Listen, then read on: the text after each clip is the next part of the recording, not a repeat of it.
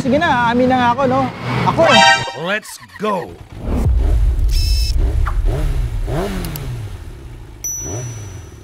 Ang point ko lang sa vlog na to guys is wag na wag kayong magtitiwala ng buo kahit na kanino.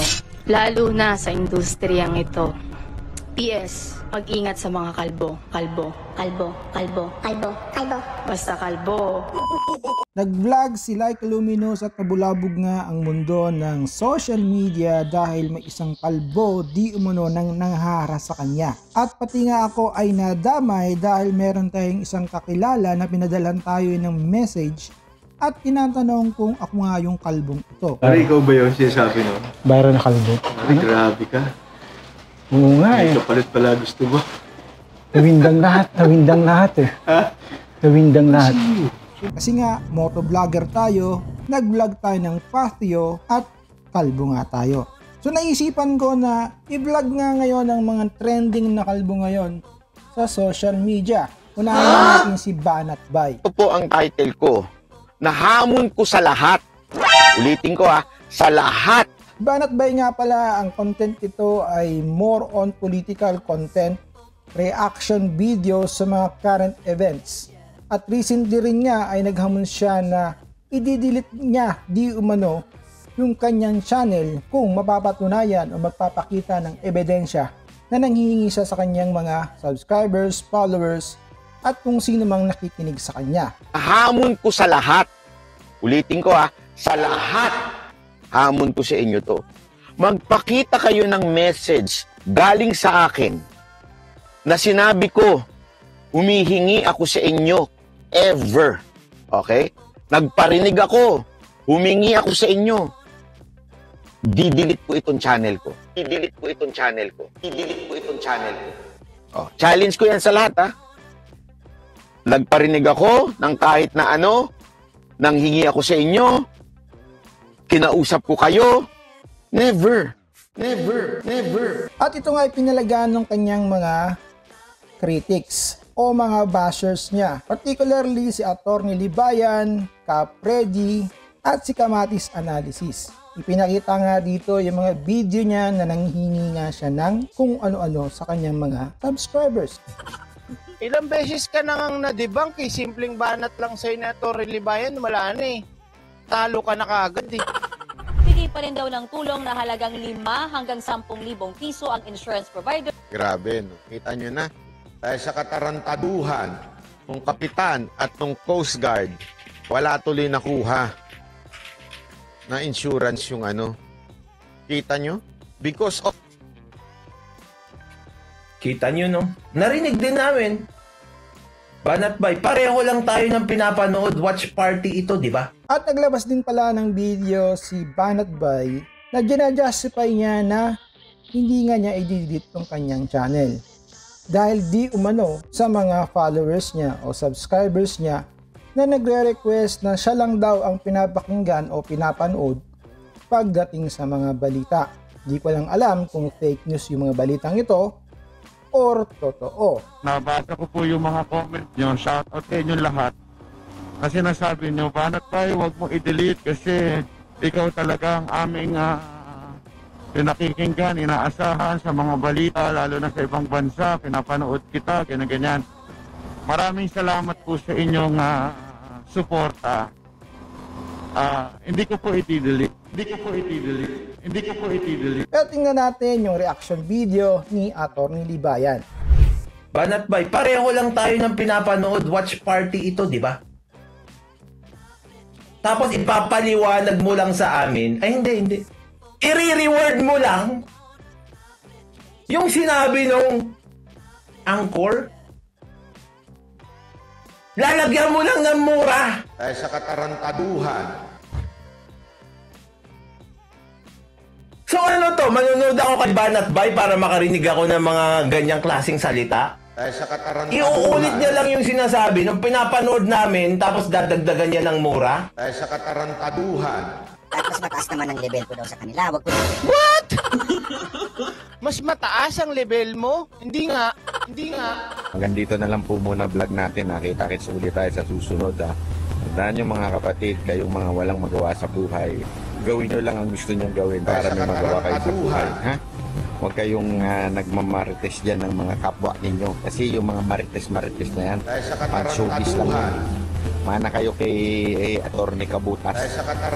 Minamarites yung mga senador natin, pinakikialaman pati mga love life nila. Diba? Dahil sa katarantaduhan.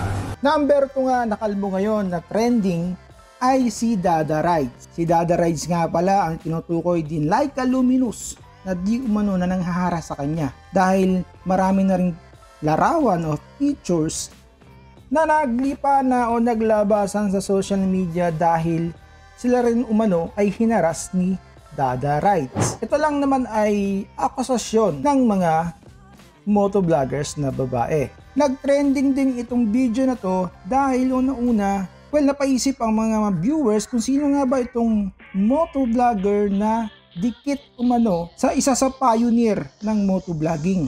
Sabi ko nga, inisip ko na ito si Gemma, ngunit yung pala ay si Boss Reed Motovlog or si Reed Motovlog. Dahil ito palang si Dada Rides ay sanggang dikit o tropa ni Reed Motovlog. Si Reed Motovlog nga ay nag-post pa nga na inedit ang kanyang itsura at ginawang kalbo at sabi niya na siya ay si Dada Rides. Well, kilala naman natin si Reed Motovlog na isang mabait at lalaking puno ng sense of humor. Pero syempre dahil sa vlog ni Laika Luminous, namukaan o inalabas niya ang itsura ng nanghahara sa kanya. At ito nga si Dada Rides Motovlog. Dahil na rin yan sa mga babaeng motovlogger na nag-voice out rin at nagpadala ng picture sa social media na sila din umano ay hinaharas ni Dada Rides. Medyo off nga rin naman pala yan para sa mga motovloggers natin kababaihan. Pag ganito na parang predator na yung dating, hindi maganda yan. Maging si Makina o si Zack Lucero ay nag-content na rin tungkol sa Laika versus Kalbo na content na nag-trending. Dahil di umano siya ay nag-build ng mga motovlogger na babae na community. At ito nga yung content na nang may hinaras ay medyo off din talaga. Again, mabalik ko lang sa dalawa, Laika versus Kalbo. Wala akong inaano sa mga pagkatao ninyo. This is based on a reaction to the video and how we can better get along with each other sa motorcycle industry. Ang masasabi ko lang dito, daanin na lang sa tawa o sense of humor ang mga kababaihan kung may gusto ka dito. Malay mo naman, hindi mo makuha sa muka o sa sex appeal, baka makuha mo sa sense of humor.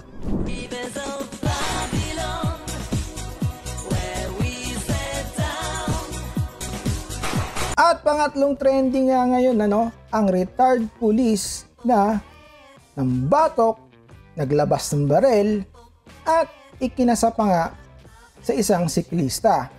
Trending na trending ngayon yan. Siya nga ngayon ay naging muka ng mga manggagawa dahil siya ay naging tattoo artist, cameraman, tractor driver, at naging athlete pa nga ito. Naging motovlogger din siya. Biruin mo, naging memes ka sa social media dahil sa isang trending na video.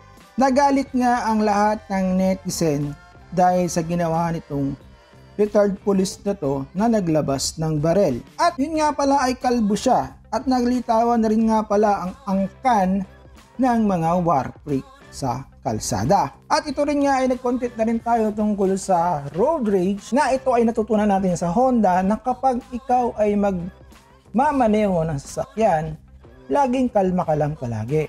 Dahil una-una iisipin natin yung safety ng ating kapwa motorista, pero sa ginawa nitong retired police na to, parang kabaligtaran. Pakiusap ko lang po sana, kasi masyado na po tayo sa social media. Sana yung mga vloggers, sana maging responsable sila. At isa nga sa pahayag niya nang siya in-interview na dapat ang mga vlogger daw di umano ay maging responsable sa pag-upload sa social media. Pero di ba dapat kapag may baril ka, dapat hindi mo ito nilalabas at dapat ikaw responsable. Kung hindi mo ito nilabas, walang trending na video. At yun na nga mga kaibigan, mga kabong, kung nagustuhan mo yung content for today, consider to subscribe and hit that notification bell para notify ka sa mga future uploads natin. tungkol sa mga kalbo. Well, relate lang din kasi ako kasi kalbo tayo. Yun lang, see you on the next video.